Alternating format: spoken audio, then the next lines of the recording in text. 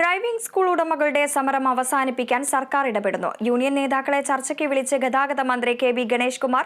ചർച്ച നാളെ വൈകിട്ട് 3 മണിക്ക് മന്ത്രിയുടെ ചേംബറിൽ നടക്കും. സംസ്ഥാനത്ത് ഡ്രൈവിംഗ് ടെസ്റ്റിൽ ഗതാഗത മന്ത്രി വരുത്തിയ പരിഷ്കാരങ്ങളെ ഡ്രൈവിംഗ് സ്കൂൾ ഉടമകൾ ശക്തമായി എതിർക്കുകയും സമരം ശക്തമാക്കുകയും ചെയ്തതോടെയാണ് മന്ത്രി യൂണിയനുകളെ ചർച്ചയ്ക്ക് വിളിച്ചിരിക്കുന്നത്. 23-ന് CITU-വിനെ മാത്രം മന്ത്രി ചർച്ചയ്ക്ക് വിളിച്ചത് മറ്റ് യൂണിയനുകളുടെ വിമർശനത്തിന് വഴിവെച്ചിരുന്നു.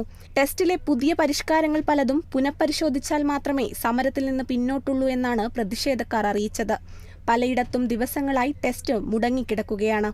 സ്വന്തം വാഹനത്തിലെത്തുന്നവരെ പോലും പ്രതിഷേധക്കാർ ടെസ്റ്റിന് അനുവദിക്കാത്ത സാഹചര്യമാണ് നിലവിലുള്ളത്. ഡ്രൈവിംഗ് ടെസ്റ്റ് പരിഷ്കരണത്തിനെതിരെ ഓൾ കേരള ഡ്രൈവിംഗ് സ്കൂൾ സംയുക്ത സമരസമിതി ഇന്നലെ സെക്രട്ടേറിയറ്റ് മാർച്ച് സംഘടിപ്പിച്ചിരുന്നു. അതോടൊപ്പം മുട്ടത്തറയിൽ ടെസ്റ്റിനായി എത്തിയവരെ പ്രതിഷേധക്കാർ തടയുകയും ചെയ്തിരുന്നു.